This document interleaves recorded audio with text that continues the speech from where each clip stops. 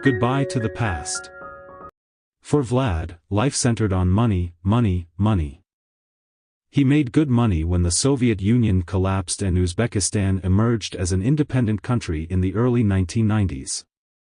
During the day, he ran a small factory that churned out butter. At night, he ran an illegal poker business.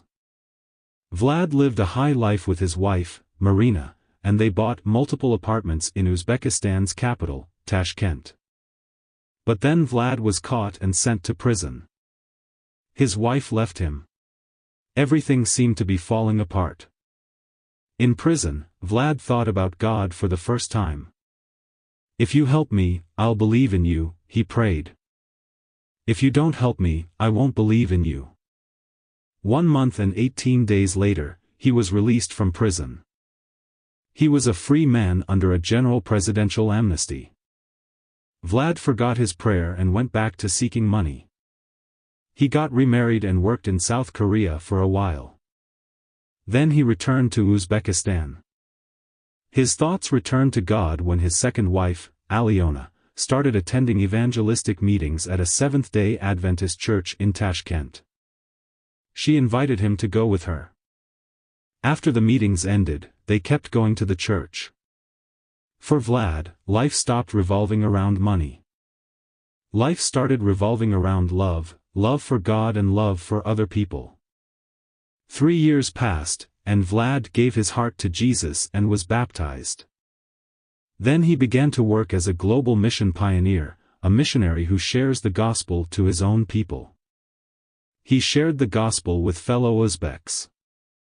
His once large income fell to just a few $100s a month. A test of his new priorities came when he was contacted by his first wife, Marina. "We co-own 3 downtown apartments," she said. "Give them to me." Marina had been living in one of the apartments. The other 2 were vacant. Vlad lived with his second wife at her mother's home. To change ownership, Vlad only needed to sign several documents before a notary. "Fine," Vlad said. "Let's meet at the notary's office, and I will sign over the apartments to you." The notary was brimming with questions. "Do you co-own these 3 apartments?" she asked Vlad. "Yes," he said. "Do you understand that they are worth several $100,000? She asked. "Yes," he said. "You are giving them to your former wife for nothing?" "Yes." "How long have you been divorced?" 12 years. "Where do you live now?" "With my wife at her mother's place." The notary looked at Vlad with surprise. Marina frowned. She didn't like the notary's questions. "What are you doing?" she said. "Don't meddle in our personal business." The notary asked Vlad to sign an additional document stating that he was in his right mind. Then she watched as Vlad signed the apartments over to Marina. When he had finished, she shook her head incredulously and turned to Marina.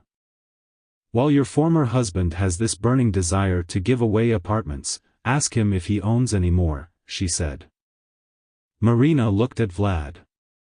"Do you own any more?" she asked. "No, that's all that I have," he said.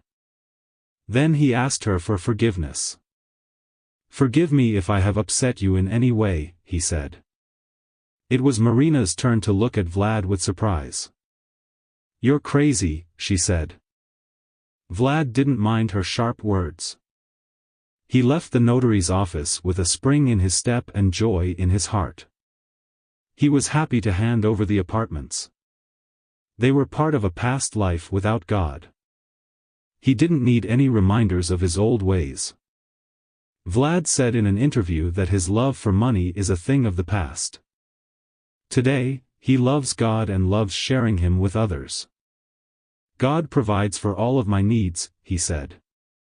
Part of this quarter's 13th Sabbath offering will help open the first Seventh-day Adventist elementary school in Tashkent, Uzbekistan. Thank you for planning a generous offering on June 29th.